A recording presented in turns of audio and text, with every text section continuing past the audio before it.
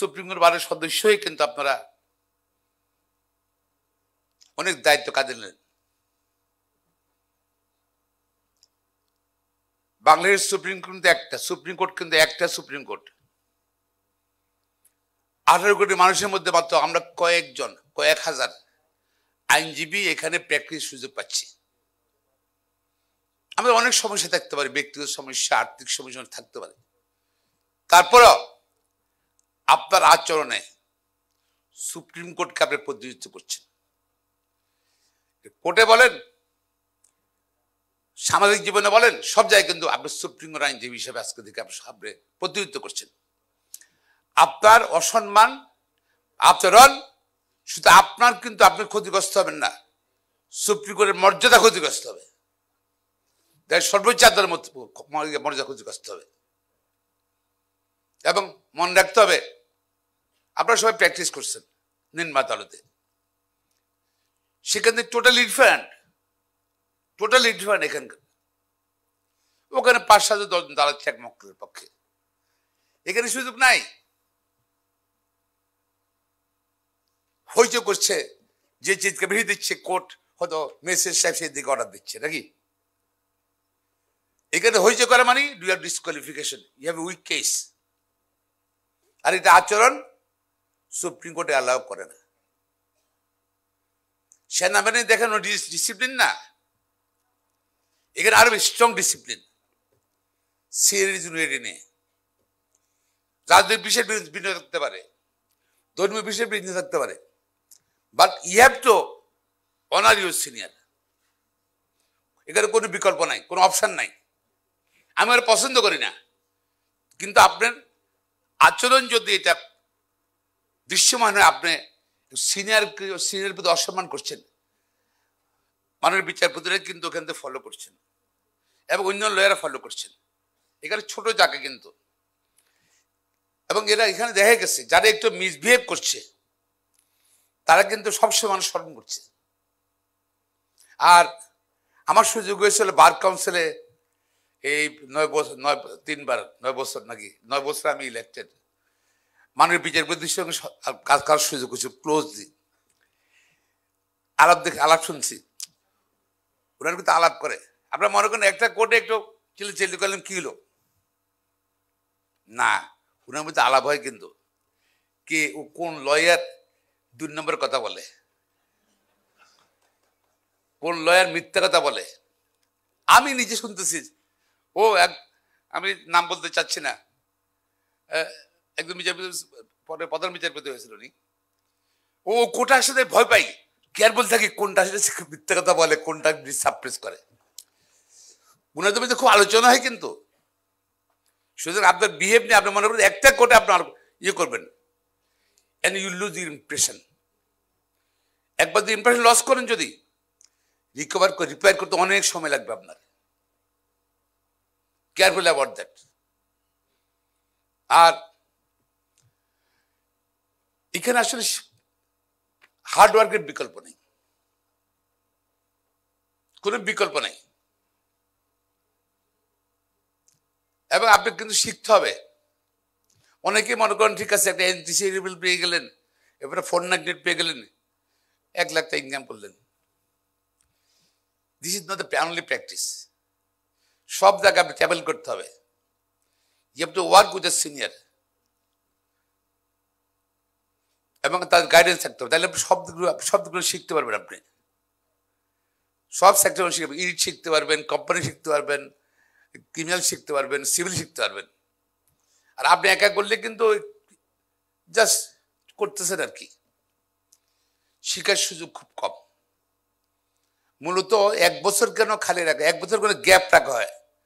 বার কাউন্সিলের পারমিশন পাওয়ার পর 1 বছর পরে মেম্বারশিপ দেওয়া হয়। হোল স্কিমটা হলো যে আপনি 1 বছর সিনিয়রের সঙ্গে শিখবেন, আপনি আচরণ শিখবেন, কিভাবে কোর্টে বিহেভ করতে হবে, কিভাবে অনার করতে হয়, কোর্টে ঢুকে কিভাবে মানে সম্মান জানাতে হয় আদালতের প্রতি, বাইরে হওয়ার সময় কিভাবে সম্মান জানাতে হয়, ঠিক আছে। তারপর মেনশন লাইনে কিভাবে দাঁড়াইতে হয়, তারপর আপনার বন্ধু বান্ধবের সঙ্গে কিভাবে আলোচনা করতে, আপনার সহকর্মী আইনজীবী সব সিনিয়র জুনিয়র কিভাবে আচরণ করতে হবে, বিহেভ করতে হবে। এবং আপনি কিন্তু অনেক রাগ থাকতে পারে, রাগ করতে পারবেন না, তাহলে কিন্তু আপনি অল্প কদিনে বদমাশ হিসেবে পরিচয় দেবেন সুপ্রিম কোর্টে। রাগ নাই,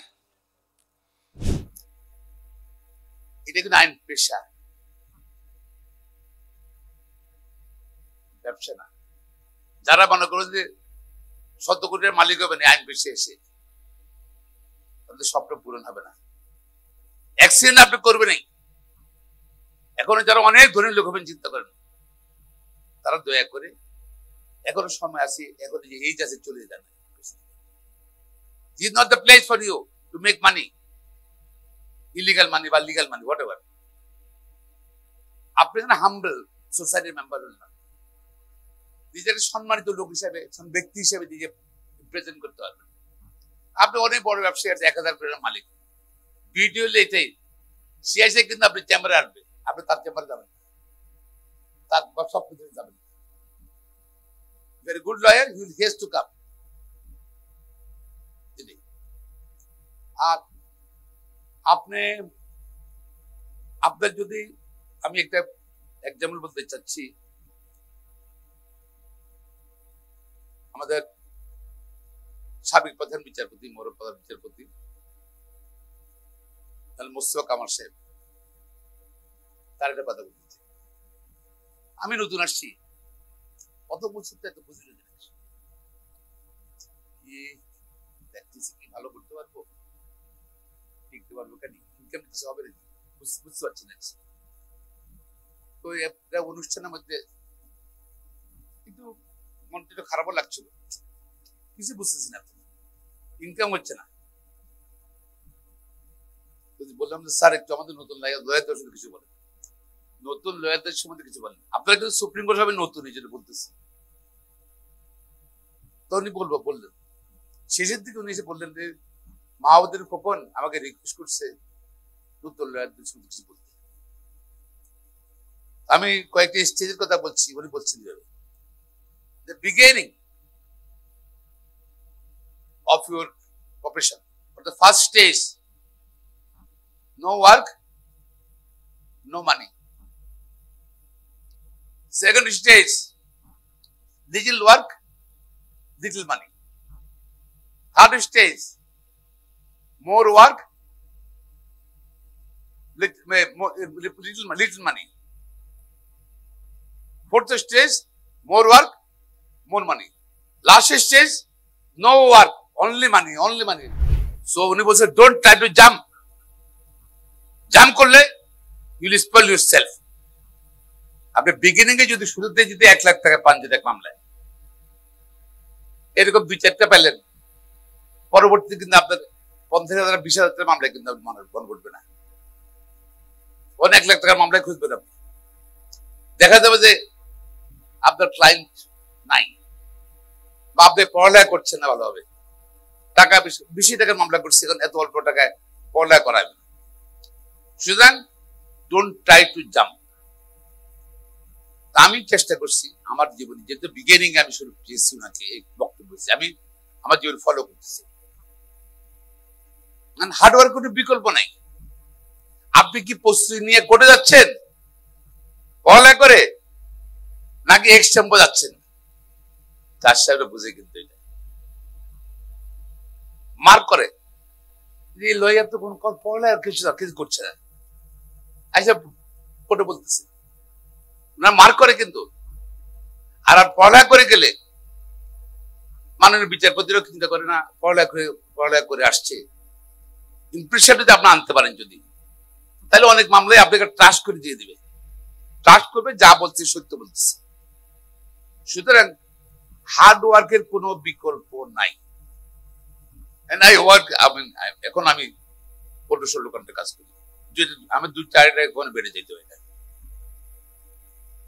আবার আপনি যাওয়ার জন্য 8:15 গন্তি করতে হবে, কোন অপশন নাই, 3 সময় গোয়েল উঠতে।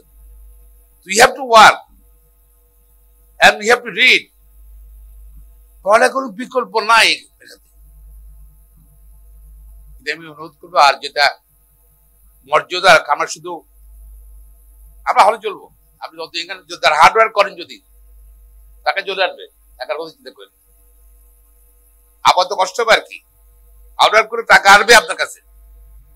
ক্লায়েন্টের মধ্যে দেখবে যে হার্ডওয়ার্ক করে, ক্লায়েন্ট জানে কিন্তু কোন লয়ার পড়ালেখা করে না, করে দাঁড়ায়, কোন লয়ার পড়ালেখা করে করে দাঁড়ায় সেটাও জানে, কিন্তু ফলো করবে আপনাকে, সব ফলো করে, আপনার আর্গুমেন্ট কোর্টে ফলো করে। অনেকেই আছে সিনিয়রটা বুঝতে পারে।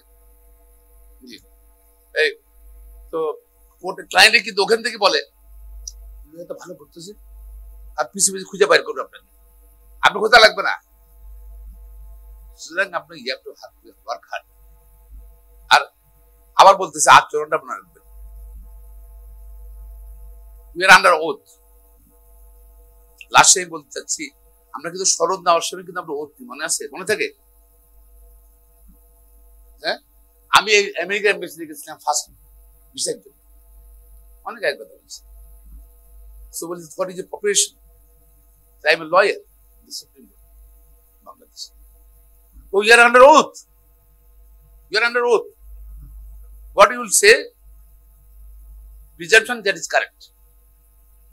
মানে ইভেন আমি ভিসা নিয়ে দেখেছি, সেখানে তাদের চিন্তা করছে যে আমি লয়ার হিসেবে আন্ডার ওথ আছি, শুধু আমি যা বলবো কারেক্ট বলবো। আর সবসময় চেষ্টা করবেন সামাজিক জীবনে বলেন, ব্যক্তিগত জীবনে বলেন, পেশাগত জীবনে বলেন, এটা মেনটেন করতে।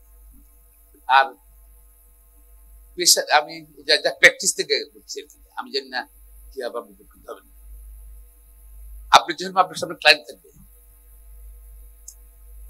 ক্লায়েন্ট কিন্তু মনে চায় যে আপনি তার কথাটা শুনুন ভালোভাবে, ধৈর্য শুনুন, রাগ করতে পারবেন না, ক্লায়েন্টের সঙ্গে কখন দুর্ব্যবহার করবেন না, ক্লায়েন্টের লক্ষ্যে আপনার, এবং আপনি শুনবেন।